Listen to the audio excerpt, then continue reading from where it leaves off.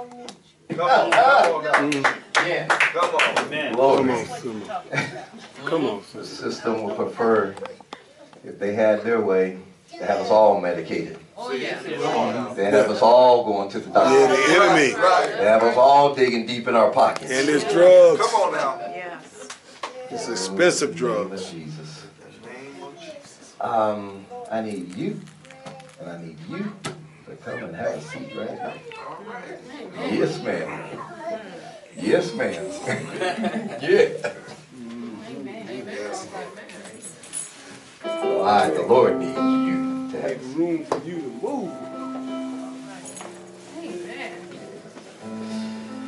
All right. Is it all right if the Lord just ministered to one person or two people? Amen.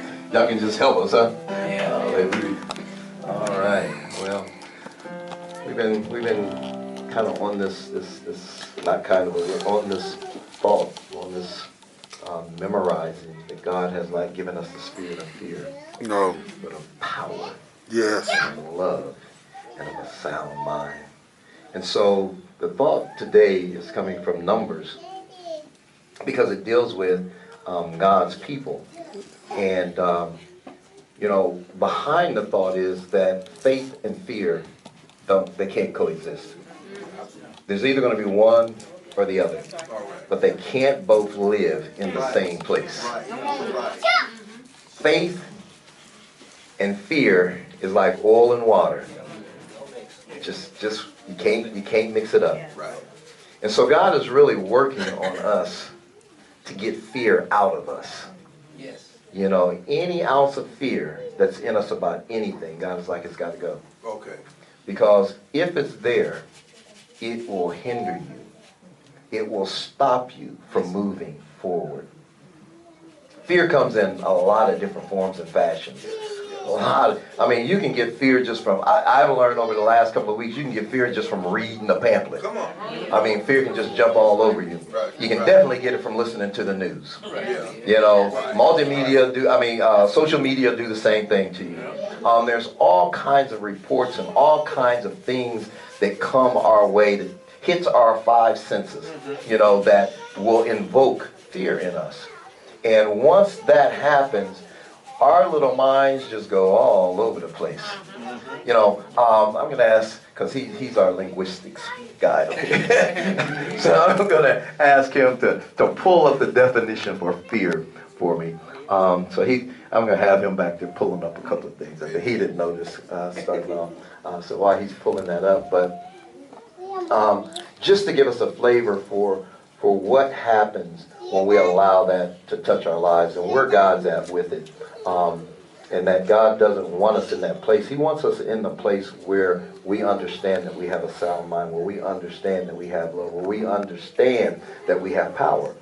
You know, that we have ability, we have dunamis, right? Yes. We have supernatural ability, right? Yes. So if God has given me a talent, He's given me a supernatural ability to use that talent. That's right. We were talking in the back that, when we were talking, Quan and I were talking in the ministers, excuse me if I don't throw minister on the front of that, but y'all know he a minister. That's right. We were talking about the fact that what his degree is in, and I asked the question because he's just not a person that's just going to tell you about what's going on. He ain't bringing no attention to himself. And so I was back there in tears because I was surrounded by three young men, well, ministers, three young men. 3 young men that really have given their heart to the Lord, and they don't bring attention to themselves and what they're doing. They don't publicly announce everything that's going on with them. And we were talking about, you know, how we are ushers here at, you know, we have ushers at the church, right? And the usher stands at the door and he opens the door for us, or she opens the door for us and allows us to come in, right? And kind of usher you to a seat, right? But we never think about our loving Father being an usher, do we? We don't think about Jehovah being an usher for us. But we've heard 2 testimonies just today of people who have been repositioned or being repositioned on jobs, right? And, you know, for Quan, his was repositioned on a job in a position, and I'm not going to get into the position, but it's a pretty high position. being positioned on jobs and in places that the natural man will look at and say, well, you really don't have the qualifications for that. Your background really don't call you to this. But when we were talking about back there, the Lord kind of hit me with, we talked about the Lord opening doors, right? And I thought about, so who opens a door but an usher? Come on. It's like God is standing there at the door saying, I'm going to open this door for you and usher you on into this position. Right? And so I thought about that. I'm like, oh, Father, I never thought about you not only being my heavenly Father and being my provider and being the one who loves me and being the one who protects me, also being the one who's standing at the door opening it for me. You know, just standing at the door opening it for me. And so I thought about that and I said, man, Lord, this is pretty big stuff that you do so much. And we don't actually grasp everything that you do. But you got that definition, brother? Yes. Says defines fear as an unpleasant, often strong emotion caused by anticipation or awareness of danger. They also classify it as to be afraid of or expect with alarm. Okay. So did you hear that? It's an unpleasant. If I could just underline unpleasant emotion, right? Yeah. That's tagged with something. It's tagged with, something is going to happen, and that's what the storyline here is about. God had told Israel that He was going to take them into a place flowing with milk and honey. So first of all, we got to get in our minds, what have God told us, right? What has He told us that He's going to do? So for Israel, He says, I'm taking you into a place flowing with milk and honey, right? If God says He's going to take you somewhere, it's just like when the disciples were on the boat and Jesus said, this is what Jesus said. He says, we're going across to the other side. Right. Get that, right? He said, we are going across to the other side. Right. Now, they didn't see Jesus perform miracles and do a bunch of stuff, right? And so now He tells them, we are going across to the other side. I keep re-emphasizing. We are going across to the other side. He's telling Israel, I'm taking you to a land flowing with milk and honey. I'm not going to tell you about who's in the land right now. I'm just going to tell you that it's flowing with milk and honey. All your provisions are there. You will not have to go in and build a house. It's like him open the door. And He's ushering them in. Now, I have prepared something for you. Right? And so God is telling them that. Jesus told the disciples that. But what we find with the disciples is that the storm rose up. Right. This is where our five senses kick in. And this is where God needs to empty us out, right? And so the storm rises. And here they are in the storm. And what's Jesus doing? He down in the bottom of the boat sleeping. Storm ain't bothering Him. Because His Father already told Him we're going to the other side. So why am I concerned about a storm when my directive is I'm going to the other side? Come on. Right? Does that make sense? So the storms are brewing and everything, and they all upset because they didn't forgot that He said we're going to the other side. They must have didn't ponder it. They didn't get it in their system. And so when they seen the storm sent a report to them. And the report was, y'all ain't going to the other side. Y'all getting ready to sink and die out here in this water. And so they got a little concerned about the storm doing some damage to the boat and doing some damage to them. So they wake Jesus up. And Jesus was like, well, what's the problem here? Why y'all bother me? You know how anybody like me, when you sleeping good and somebody wake you up, that's not a pleasant thing. You be like, why are you bothering me? My wife always tells me all the time, like, when I'm in my little red chair sleeping, she says she just lets me sleep. I be gone too. I be knocked out. She said, but when she over on the couch sleeping, I bother her. She said, why do you bother me? I don't bother you when you sleep. So folk don't like you to bother them when they getting a good sleep on, right? And so Jesus like, why are you bothering me? Don't you hear the wind? Don't you feel the ship moving back and forth? And Jesus says, didn't I say we was going to the other side? Right. Huh? See? Going to the other side. Fear hit them. That's my point. Fear hit them. They became afraid. Yes, they did. And because they became afraid, no longer could faith work. When fear takes over, faith has to move out the way. Fear is like a gentleman. Okay. Fear said, well, faith is like a gentleman. It says, oh, you want fear, so let me just back away. And I'll let you have fear. But God looks at it and said, I didn't give you that. That's right. So where did it come from? Where is the fear coming from? It's got to be coming from somebody that is not of God. Right? And so these fellows didn't understand that. Well, Israel's kind of in the same predicament, if you will, where they're not in a ship, but they've been traveling and going to this land. They could have got there a lot faster if they just stopped complaining so much.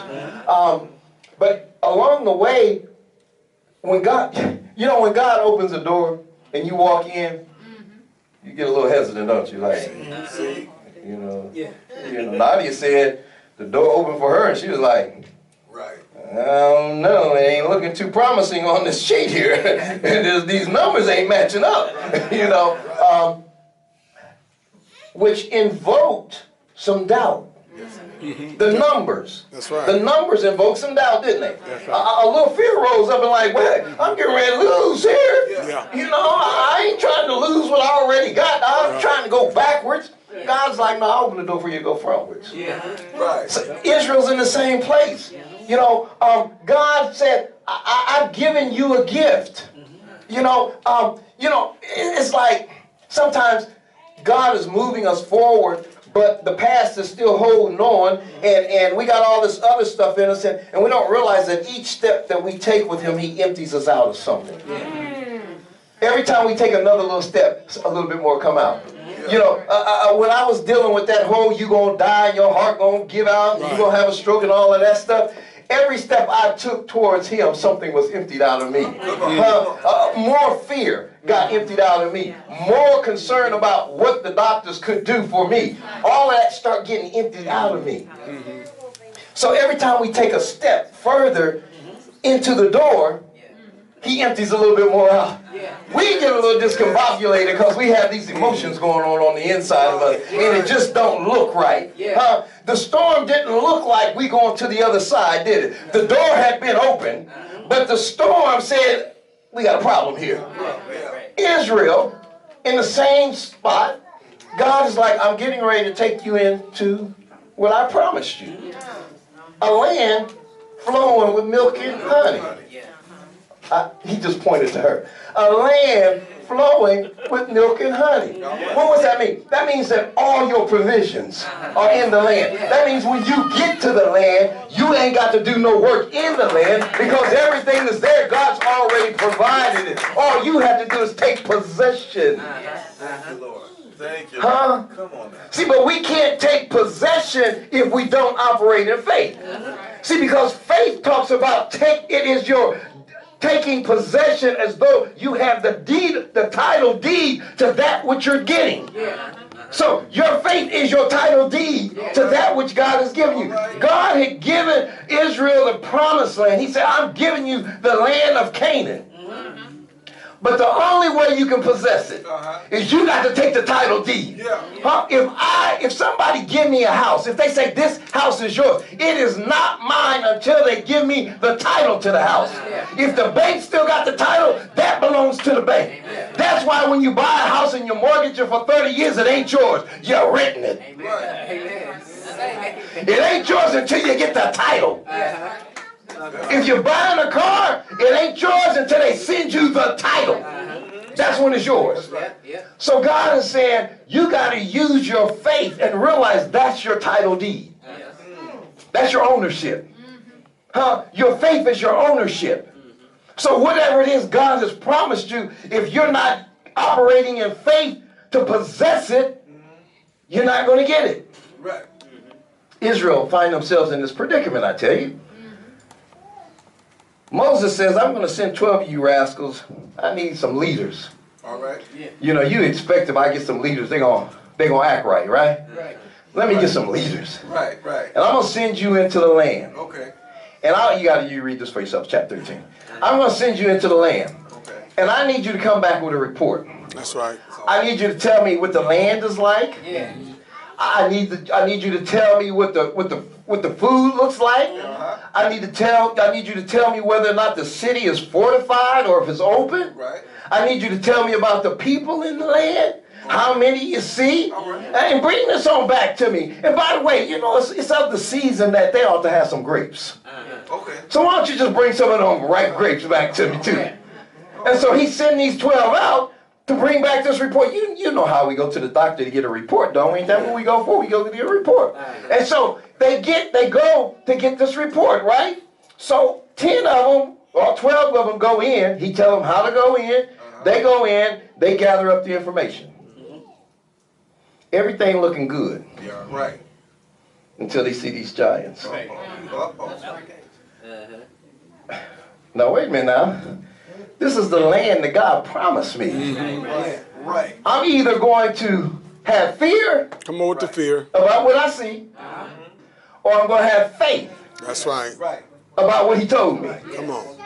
Y'all get that? Yes. There's fear about what you see, but there's faith about what he told you. Right. Come on now. See, you can't have faith about what you see. Right. Can I just stop right there? See, because it ain't faith if it's already there. Uh-oh. See, the scripture says, why does a man hope for that which he can see? You can only hope for that which you cannot see. That's in Romans 8. And hope is attached to faith. So I can't hope for that which I see. There's no reason for me to hope for that. It's already there. My hope comes in what I cannot see. Can I break it down a little bit? I can't have expectations, brother, if I already got a microphone right there. Why do I have expectations for a microphone that's sitting right there? Right. I can only have expectation for a microphone that ain't there. Right. Now I can have expectation. Right. So my hope is my expectation. I can't have that if I already see it. So God, in his infinite wisdom, said, I want to know if y'all been listening. Okay. I want to know, is your faith based off of what you see?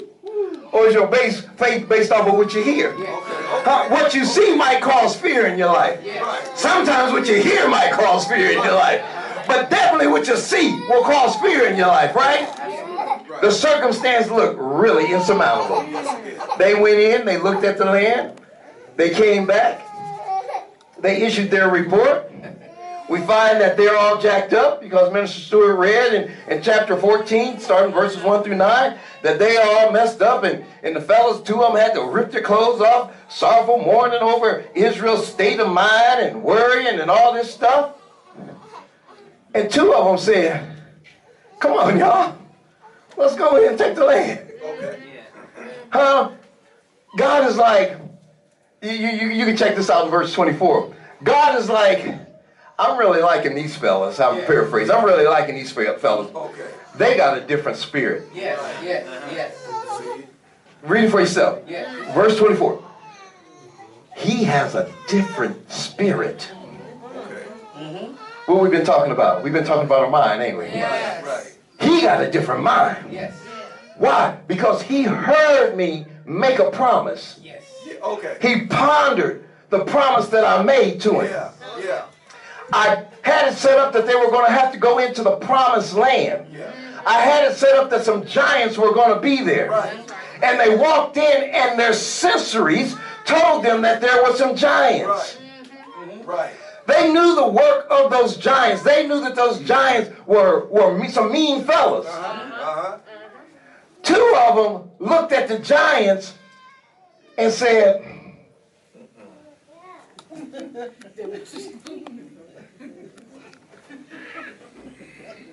he said it's ours. Right. I'm going with it's ours. It's ours. 2 of them said, I'm going with it's ours. We got this. 10 of them said, we can't do this. Fear rose up. Check it out. Verse 9 says, when Caleb was talking to him, he said, look, y'all, let's not rebel, nor be afraid. Is that what he said? Let us not be afraid. Let us not rebel. See, we rebel when we don't stay on the course with God, don't we? Yeah. And so when God has promised us something and told us he was going to do something, he wants to know what you're going to do. Which one you going to choose? You either going to choose faith or you're going to choose fear. Huh? And I know we ooze all over it and say, well, you know, I ain't sure. God told me to do that. Then if you ain't sure, you need to get and ask God, well, show me clearly. Right? Is that what we need to do? And so God is like really clear here is that I've been telling y'all that it's y'all's. I told your grandfathers, your forefathers, I told them that it was y'all's. Now let's go on in. Fear gripped them. Verse 24 says that when God began to talk to them, Moses like, you know what? Their spirits ain't right. Their spirit ain't right. Okay. Think about that. Faith causes your spirit not to be right. Yep. Because your thinking ain't right. Thinking. You either believe that God is going to do what God said he's going to do, or you don't believe it. And when we don't believe it, guess what? We can come up with some scenarios as to why we can't do what God said we can do. Did y'all read the report? Did y'all read the report of what they said? They got in there and they started talking about there's some big old guys in there. Huge. They even got to the point where they said the land ain't fertile, y'all. Grapes is big. They started adding stuff. That the land ain't no good, y'all. This is not a land that we want to go take. Trying to mask the fear. Yes. See, we start making excuses. Fear will cause us to make excuses. They sound righteous too. Oh, righteous excuses. Right. Oh, you know we can't go over there because you know God wouldn't have us to go over there. Well, he told us to go. Well, no, that's not what God really wants to do. Look at that. That's just not, that we must have been hearing the devil. Because that couldn't be God to have us to go over there. Yeah. But God is like, no. That's why I told you to go. Fear will cause you to see things that's not really there. Fear will create a reality for you. So we got a choice. We can either operate in the reality of God based off of what he said, or we can operate in the reality of fear and what it says. So fear will tell us that we can't do it. And that's what they were saying. We can't do it. It's impossible. These fellows are just too big. Let's just go back. As a matter of fact, fear told them, hey, let's get some other leaders. Let's go on back to Egypt. Let's just go on back to Egypt because fear will make you say that God is doing something to you that God is not doing. Huh? Really? You'll start saying, God don't like me. Come on. God is tricking me. Why God playing these crazy games on me? That's how we'll start talking. That's fear talking. That's lack of faith talking. That's not trusting God talking. Because you start talking about, well, I just don't think that I just think God is going to kill us. That's what they said in the text. It's like, we shouldn't go because don't you think we're going to get over there? And they didn't went from the journey of not being killed. Now they're getting ready to go take the promised land. And now they're saying, well, God brought us to the promised land.